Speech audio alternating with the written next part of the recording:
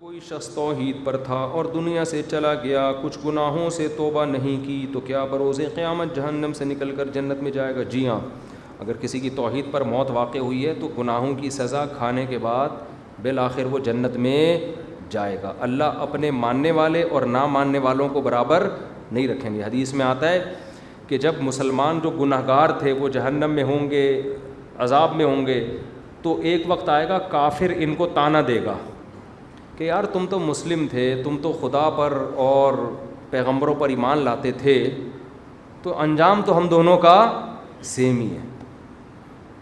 تو اس وقت اللہ کو غضب، غیرت آئے گی کہ جو مجھے مانتے تھے میں ان کو ان لوگوں کے ساتھ کیوں چھوڑوں جو مجھے نہیں مانتے تھے۔ تو حدیث میں آتا ہے اللہ نکالے گا توحید پرستوں کو کہ جتنے بھی گناہ گار تھے لیکن چونکہ مانتے تھے، اس لیے میرے بھائی گناہ اگر اول تو گناہ ہونے نہ دو، ہوتا ہے تو اکڑو نہیں، اس پہ اچھائی کا لیبل نہ لگاؤ، مانو اے اللہ میں گناہ گار ہوں، میں غلطی پر ہوں۔ آج بڑا مسئلہ پتہ ہے کیا ہے؟ جب آپ کسی کو بتائیں غلط ہے تو وہ اکڑن دکھانے لگتا ہے۔ ایک صاحب سے میں نے کہا بھائی اس پہ عذاب قبر ہوتا ہے جو آپ اس طرح کی باتیں کر رہے ہو، کہتا ہے ابے جب قبر میں جائیں گے تو دیکھا جائے گا۔ یہ تو آپ یعنی عذاب قبر کی توہین کر رہے ہو نا۔ میں نے کہا جب قبر میں جاؤ گے تو صرف دیکھا ہی جائے گا، اس وقت توبہ کی مہلت نہیں ملے گی۔ تو مذاق نہ اڑاؤ میرے بھائی، اگر اللہ نہ کرے گناہ ہو رہا ہے، مانو اے اللہ میں گناہ گار ہوں، میں خطا کار ہوں، میں اس پہ فخر نہیں کرتا۔ کوئی عورت اگر پردہ نہیں کرتی ہے، یہ نہ کہے کہ ہم نے بڑی دیکھ لی ہیں پردے والیاں کیسی ہوتی ہیں، اور کوئی پردہ وردہ یہ پرانے لوگوں کی پرانی باتیں ہیں، نہ بولے بھائی میں پردہ نہیں کر رہی، میں غلط کر رہی ہوں۔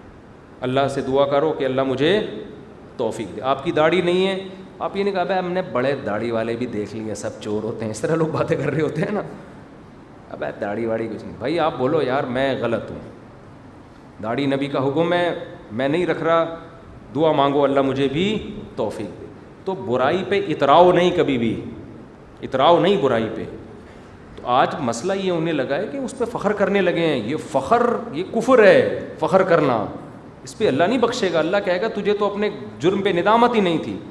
جس کو ندامت ہے اس کے بخشے جانے کا امکان ہے، اس کا بھی امکان ہے اللہ بغیر سزا کے ہی معاف کر دے، امکان ہے۔ قاعدہ تو یہی ہے کہ نہیں کرے گا معاف، لیکن امکان ہے کہ اللہ ویسی غریبی میں بھی تو کچھ کام ہو رہے ہوتے ہیں نا۔ بھائی غریبیاں ہر جگہ چلتی ہیں، صرف کراچی کے ہوٹلوں میں نہیں ہیں، اللہ کے یہاں بھی غریبیاں چلیں گی۔ 4 آدمی جا رہے ہیں، اللہ کہیں گے خاندان کا ایک فرد غریبی میں لے جا، ٹھیک ہے نا۔ یہ 4 تو اپنے اعمال سے جا رہے ہیں، ایک غریبی، تو غریبیاں وہاں بھی چلیں گی، لیکن آپ اپنے آپ کو اس غریبی میں نہ لے کر آؤ، توبہ کرو، کیونکہ اگر غریبی نہیں ہوئی پھر کیا ہوگا؟ پھر تو بڑے وہاں جہنم کا عذاب ہے بھائی، کوئی چھوٹا عذاب تھوڑی ہے، وہ اللہ بچا کے رکھے ہم سب کو۔ تو اس لیے گناہوں سے بچو، توبہ کرو، گڑ گڑاؤ، معافیاں مانگو، بار بار ہو رہا ہے بار بار توبہ کرو۔ اچھا ایک تو یہ بڑا جرم ہے کہ آپ مذاق اڑانا شروع کر دیں دین کا، اور کہیں یار یہ کچھ سب مولویوں کی باتیں اور پردہ وردہ اور بد نظری، یہ سب فضول باتیں، یہ خطرناک۔ دوسرا ایک خطرناک اور بھی ہوتا ہے کہ جب آپ کسی گناہ کے عادی ہو جاتے ہیں نا، تو آپ ہتھیار ڈال دیتے ہیں کہ یار بس میں اسی گناہ میں اب زندگی گزاروں گا، یار مجھ سے نہیں چھوٹتا۔ یہ بڑا ڈینجرس ہے۔ نہ نہ نہ نہ نہ، آپ ایک گناہ ہو گیا توبہ کرو، ہو گیا توبہ کرو، ہو گیا توبہ کرو، ہو گیا توبہ کرو، ہو گیا توبہ کرو۔ آپ بولو میں لڑتا رہوں گا ساری زندگی۔ یہ نہ کہو کہ اب مجھے بد نظری کی چونکہ عادت پڑ چکی ہے، یار اب چھوڑو یار، بس کمپرومائز نہ کرو، نہ نہ نہ نہ۔ سمجھ رہے ہو؟ بعض لوگوں کو انٹرنیٹ پہ فحش فلمیں دیکھنے کی عادت پڑ جاتی ہے، توبہ کرتے ہیں، پھر فلم دیکھ لی، پھر توبہ کی، توبہ کر کے کہتے ہیں یار ہم سے نہیں چھوٹتی، اب جی بھر کے دیکھتے رہو بس۔ یہ بہت خطرناک ہے، بہت خطرناک۔ توبہ کرتے رہو کرتے رہو کرتے رہو، بولو چھوڑنے کی کوشش میں موت تک لگا رہوں گا، پھر کوشش کرو، اپنے آپ کو سزا دو، روزے کے ذریعے، نفل نماز کے ذریعے، پینلٹیاں لگاؤ اپنے اوپر، علماء سے تعلق قائم کرو، تبلیغ میں وقت لگاؤ، پھر ہو جاتا ہے۔ پھر ایک صاحب نے کہا میں فحش فلمیں دیکھنے کا عادی تھا، میں حج کر کے آیا، میں نے توبہ کی، پھر مجھ سے جرم ہو گیا۔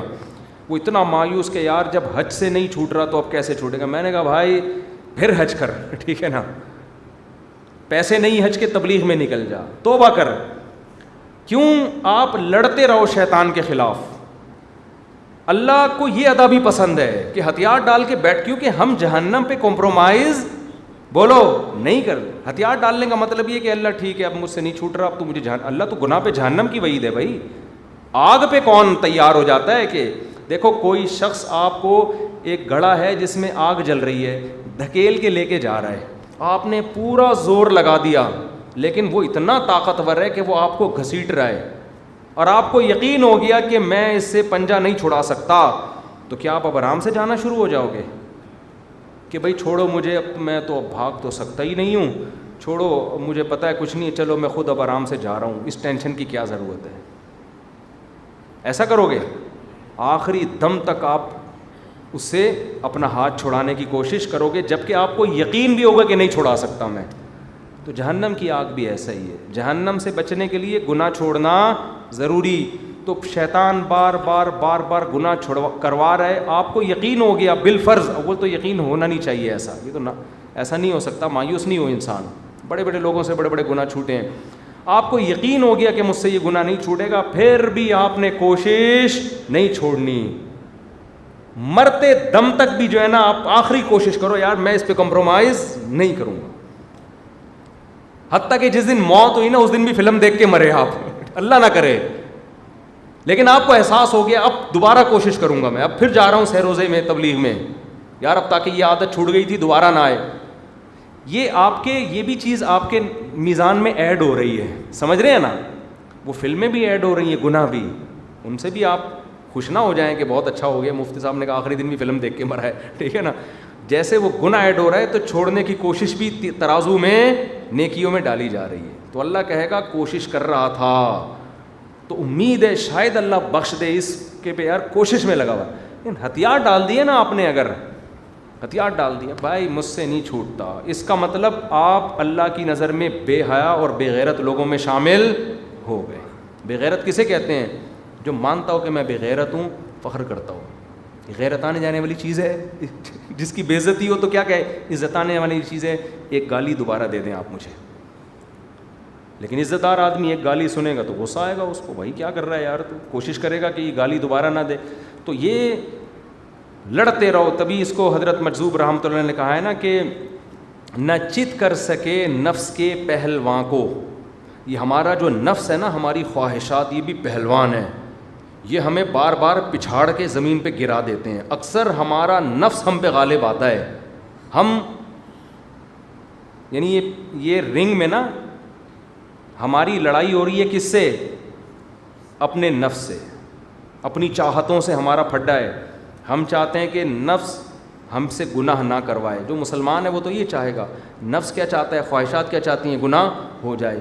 اکثر ہماری خواہشات ہمیں پٹخ دیتی ہیں اور ہم ہار جاتے ہیں.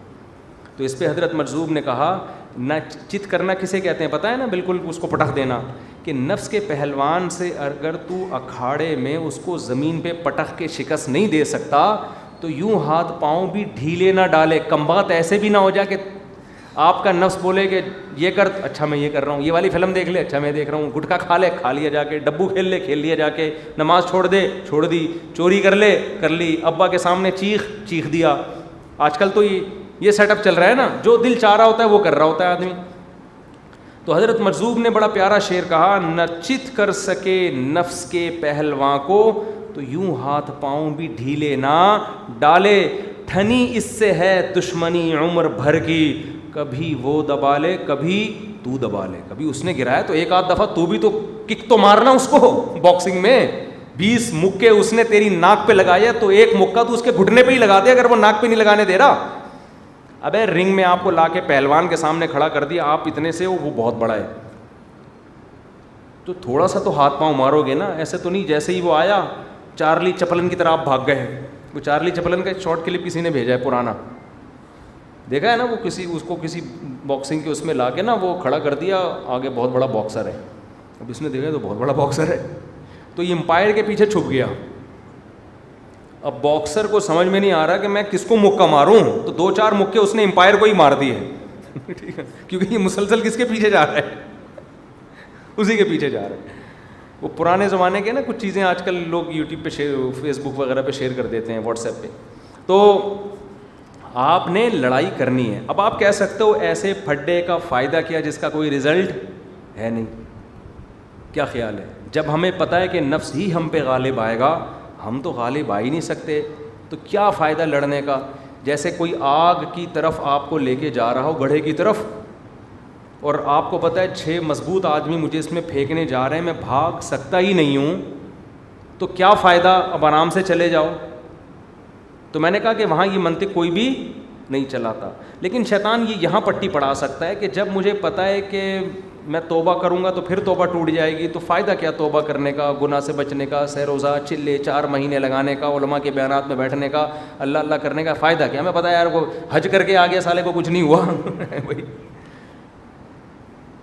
تو فائدہ پتہ ہے کیا ہے؟ جس کے لیے کر رہے ہو وہ بولو دیکھ رہا ہے، وہ دیکھ رہا ہے کہ اس کے بس میں جو ہے وہ یہ کر رہا ہے، اور یہ آپ کو شیطان کہہ رہا ہے کہ فائدہ نہیں ہے، حقیقت یہ ہے کہ فائدہ ہے، بہت فائدہ ہے۔ بڑے بڑے لوگ جو ولی اللہ بنے وہ پیدائشی تھوڑی تھے، بڑے بڑے ڈاکو، چور، زانی، شرابی، تاریخ اٹھا کے دیکھو، بڑے بڑے بزرگ بنے ہیں جن سے اللہ نے لاکھوں لوگوں کو ہدایت دی ہے۔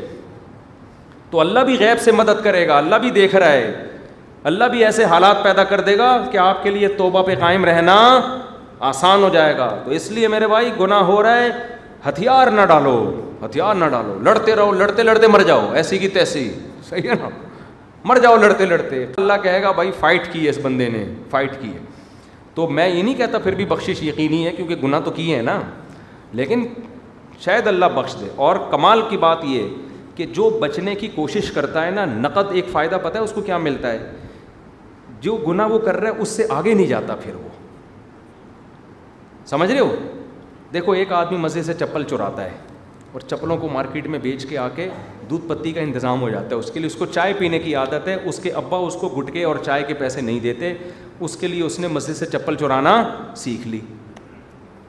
اب کیا ہوا کہ جی اس نے توبہ کی، مفتی صاحب کا بیان سنا، بزرگوں کا بیان سنا، توبہ کر کے پھر چائے کا دل چاہ رہا ہے، گٹکے کا دل چاہ رہا ہے، ابا پیسے نہیں دے رہے، پھر کسی کی نئی چپل مسجد میں نظر آئی اس کو، ٹھیک ہے نا، توبہ کر کے گیا تھا، وہ بیچ کے پھر چائے پی، گٹکے، یہی چپل بیچ کے یہی کرے گا، اور کیا کرے گا؟ کوئی ڈیفینس میں گھر تھوڑی بنائے گا۔ بار بار توبہ بھی کر رہا ہے، چپلیں بھی چوری کر رہا ہے۔ اس توبہ کا کیش فائدہ کیا ہوگا؟ چپل سے معاملہ آگے نہیں بڑھے گا۔ اگر اس نے توبہ چھوڑ دی نا تو پھر پتہ ہے کیا ہوگا؟ کہے گا یار چپل چوری کرنے میں وہ فائدہ نہیں ہے جو کسی کی بائک چوری کرنے میں، بائکوں پہ آؤ یار، پھر بائکوں سے کیا کہے گا؟